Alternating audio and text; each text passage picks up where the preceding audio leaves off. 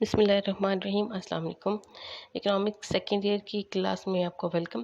آج کا جو ٹاپک ہے وہ زر کا پرائز، ہم چیپٹر نمبر 2 پڑھ رہے ہیں، زر۔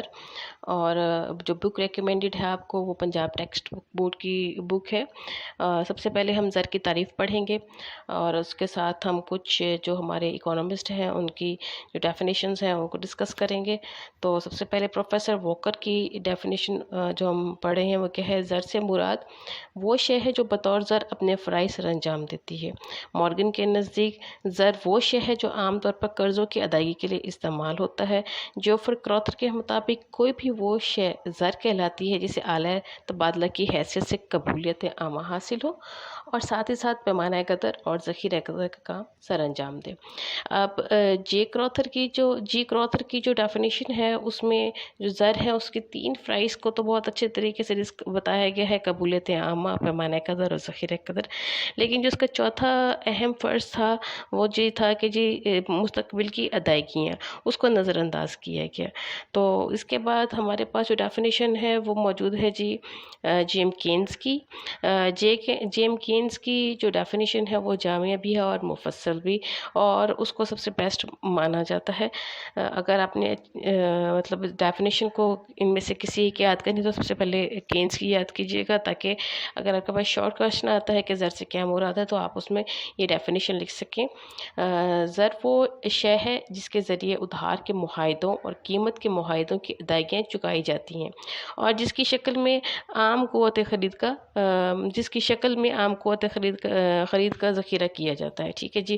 جیم کینز کی تعریف جو ہے وہ چند حصوں پر تقسیم کی جا سکتی ہے تاکہ اس کی جو تعریف ہے وہ مزید واضح ہو سکے۔ تو سب سے پہلا جو پوائنٹ ہے اس کا وہ ہے ادھار کے معاہدے بحیثیت مستقبل کی ادائیگیاں۔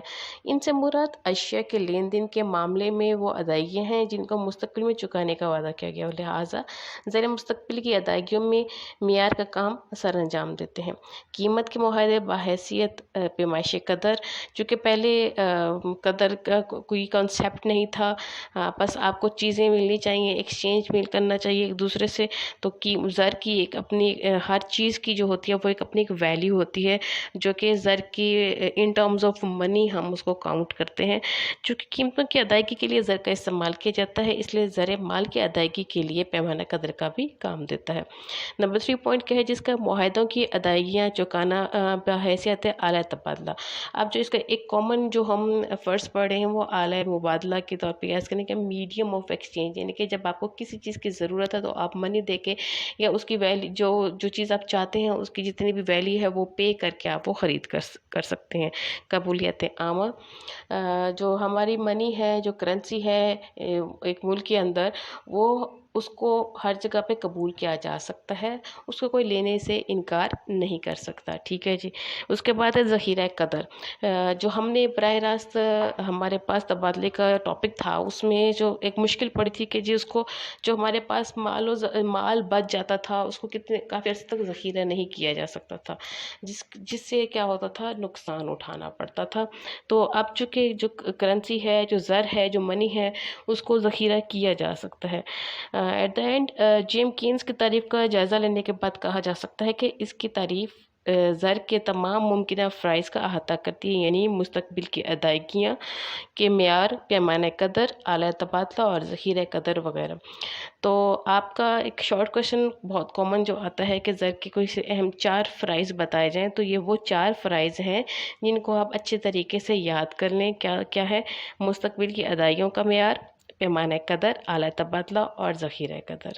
جی نیکسٹ جو ہے ہم اس کا پڑھیں گے بھی وہ ہے زر کے فرائض ان ڈیٹیل، تھوڑا سا ہم ڈسکس کریں گے۔ سب سے پہلا جو ہے وہ کیا ہے؟ اعلی تبادلہ مینس میڈیم آف ایکسچینج۔ میں نے پہلے ہی بتایا کہ میڈیم آف ایکسچینج کا مطلب کہ آپ منی دے کے کچھ بھی خرید کر سکتے ہیں۔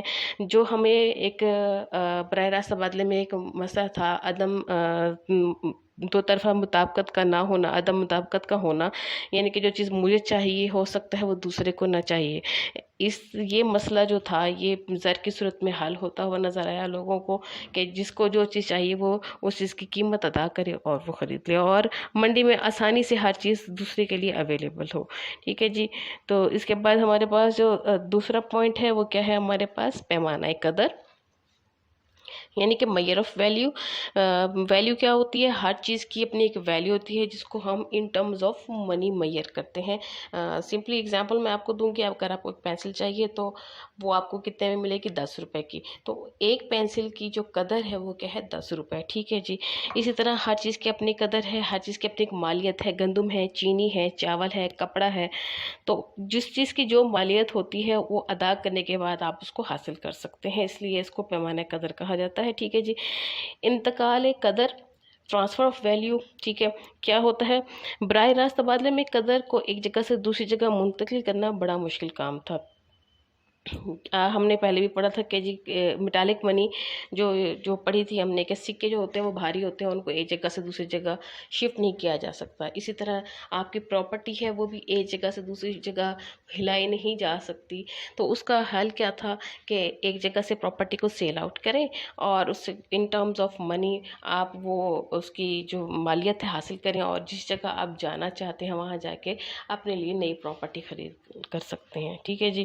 اس کے بعد ہمارے پاس نیکسٹ ٹاپک ہے نمبر 4 پوائنٹ، حکومت ادائیگیاں اور وصولیوں کا ذریعہ. براہ راست تبادلے میں ہم نے ایک ایشو یہ بھی پڑھا تھا کہ حکومت کو واجبات جو لوگوں کے ادا کرنے ہوتے ہیں، یا لوگوں کو جو ادائیگیاں کرنی ہوتی ہیں، لوگوں سے جو وصولیاں کرنی ہوتی ہیں، ان کو اس میں کافی نقصان اٹھانا پڑتا تھا. اس کی وجہ کیا تھی کہ چیزیں جو تھیں وہ ان میں کافی اشیاء جو تھیں جیسے کھانے پینے کی اشیاء، سبزیاں اور گوشت وغیرہ، وہ جلدی گل سڑ جاتا تھا اور ان حکومت کو ادائیگیوں کرنے میں مشکلات کا سامنا تھا.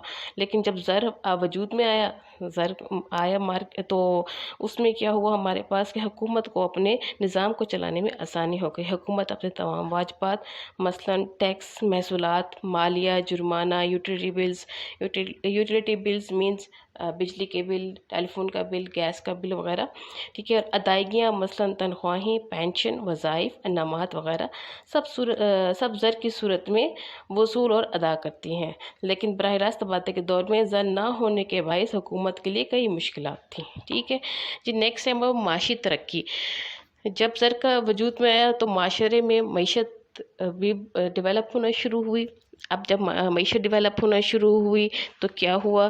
ہمیں زرعی نظام کو مستحکم بنانا تھا، کیونکہ زر جو تھی وہ اس کی گردش مناسب ہو، وہاں کا معاشی ڈھانچہ جو ہے وہ مضبوط اور کامیاب بنیادوں پر ترقی کی طرف گامزن ہو.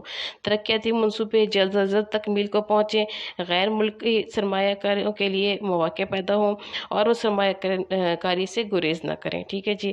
اسی طرح غرض یہ کہ ملک معاشی ترقی کی طرف سے تیزی سے بڑھنے لگتا ہے اور معاشی طور پر ملک مستحکم ہوتا ہے جہاں کی زرعی پالیسی یا زرعی نظام مستحکم ہوتا ہے. ٹھیک ہے جی. نیکسٹ ہمارا جو لاسٹ پوائنٹ ہے اس کا وہ ہے متفرق فرائض. ابھی تک جو ہم نے 5 پوائنٹ پڑھے وہ اس کے بیسک پوائنٹس ہیں. متفرق پوائنٹ مسیلینیس جو فنکشنز تھے وہ کیا ہے؟ چھوٹے چھوٹے اور فنکشن جو زر سر انجام دیتا ہے وہ کون سا ہے؟ کہ اشیاء کی قیمتیں اور عاملین پیدائش کے معاوضے زر کی صورت میں ادا کیے جا سکتے ہیں، یا متعین ہوتے ہیں یا فکس کیے جاتے ہیں. ٹھیک ہے جی. نمبر 2 پوائنٹ، لوگوں کو جو زر ہے، زر کو مقبول ترین آلہ مبادلہ مانا گیا ہے، جس کو ہر جگہ پہ قبول کیا جاتا ہے. ٹھیک ہے. اور زر سیال پذیر اثاثہ ہے جسے کسی بھی وقت اشیاء و قیمت کی خریداری پر خرچ کیا جاتا ہے. نمبر 4 پوائنٹ کیا ہے؟ زر کی رسد بڑھائی جا سکتی ہے. پچھلے ٹاپک میں نے آپ کو بتایا تھا کہ ہر ملک کا اپنا ایک بینک ہوتا ہے جسے ہم مرکزی بینک کہتے ہیں، جو کہ زرعی پالیسی بناتا ہے اور ملک میں زر کی رسد اور طلب کو کنٹرول میں رکھتا ہے. تو جب ملک میں حکومت کو اپنی ضروریات اور خسارے کو پورا کرنا ہوتا ہے تو وہ زیادہ کرنسی چھاپ کر اپنی رسد کو پورا کر سکتے ہیں. ٹھیک ہے جی. جدید نظام بینکاری زر کی بدولت ہی اپنے کاروبار کو وسعت دیتا ہے. یہ تھا آج کا ہمارا ٹاپک. ہوپ سو آپ کو یہ سمجھ آ گیا ہوگا.